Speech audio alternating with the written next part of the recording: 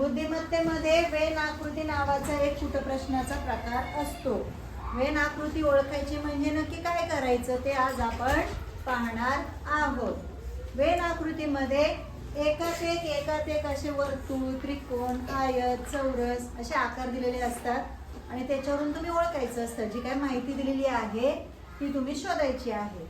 सगळ्यात पहिला हाच प्रश्न बघा. शेती, जिरायती आणि बागायती या तीन गोष्टींसाठी तुम्ही खालीलपैकी कोणती आकृती वेन आकृती ग्राह्य धराल असा तुम्हाला प्रश्न विचारला. मग डोकं कसं चालवायचं बघा. आता समजा एकात एक पहिल्या आकृतीमध्ये काय दिसते तुम्हाला?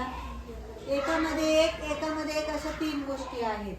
म्हणजेच काय, त्या सर्वांमध्ये साम्य, तो त्याचाच घटक आहे असं. याच्यामध्ये कसे एक घटक आहे त्याचे दोन भाग आहेत. त्याच्यामध्ये आहे ना म्हणून त्याचे दोन भाग आहेत. याच्यामध्ये हा एक पूर्णपणे वेगळा आहे आणि हे दोन एकमेकांशी संबंधित आहे. ओके. आणि चौथ्यामध्ये तिन्ही पण वेगळे, त्या तिघांचा एकमेकांशी काहीच संबंध नाही. तर ह्याच्यातून तुमचं डोकं जास्त चाललं पाहिजे की तुम्ही कसा संबंध लावाल, कोणती आकृती योग्य आहे ते ठरवा. बघा, शेती सगळ्यांना माहिती, शेती आपण करतो. जिरायती आणि बागायती कुणाला माहिती आहे? काय म्हणजे बागायती म्हणजे काय? बागायती हा शेतीचा प्रकार आहे जिथं वर्षाचे 12 महिने पाणी पुरवठा करून शेती पिकवली जाते. मग तुम्ही विहिरीचं पाणी घेऊ शकता, कॅनॉलचं पाणी घेऊ शकता, नदीचं घेऊ शकता. त्याला म्हणायचं बागायती शेती. आणि जिरायती शेती म्हणजे अशी शेती की जी फक्त आणि फक्त पावसाच्या पाण्यावर केली जाते. जेव्हा पावसाचा सीझन असतो 4 महिने 3 महिने तेवढंच ते पीक घेतलं जातं. त्याला म्हणायचं जिरायती शेती आणि बागायती शेती. माझा तुम्ही सांगा मला, शेती हा घटक तुम्हाला समजला. जिरायती शेती आणि बागायती शेती याचा शेतीशी काय संबंध आहे? शेतीचाच प्रकार आहे तो. शेतीचे दोन प्रकार पडतात, जिरायती आणि बागायती. म्हणजे बघा, शेती हा प्रमुख घटक झाला, मेन एक घटक झाला शेती.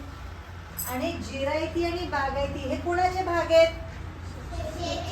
शेतीचेच भाग आहेत. म्हणजे जिरायती आणि बागायती कुठे येणार? वर्तुळाच्या आत का बाहेर? आत येणार. आता त्याहून पुढचं, जिरायती आणि बागायती दोन्ही एकच आहे? वेगवेगळे आहेत. जी बागायती असते ती पाणी दिले म्हणजे पाणी पुरवठा करून केली जाते वर्षभर, आणि जिरायती फक्त पावसाच्या पाण्यावर असते. म्हणजे दोन्ही कसे आहेत? वेगवेगळे आहे. शेतीचेच भाग पण कसे वेगवेगळे. मग मी इथं कसं काढणार? ही जिरायती आणि ही आहे मात्र शेती पण दोन्ही वेगवेगळे. म्हणून तुमचं उत्तर काय येणार? पर्याय क्रमांक 2 हे तुमचं उत्तर येणार. असा तर्क लावायचा असतो, असा विचार करायचा असतो, म्हणजे अशी गणितं सोपी जातात. अजून एक गणित देते. मगाशी जसा आपण प्रश्न सोडवला तसाच प्रश्न मी तुम्हाला दिलेला आहे. तुम्ही डोकं चालवायचंय. पहिली गोष्ट काय आहे? सगळ्यांना माहिती आहे संख्या कशाला म्हणतात? मग समसंख्या आणि विषम संख्या यांचा संख्यांशी काय संबंध आहे?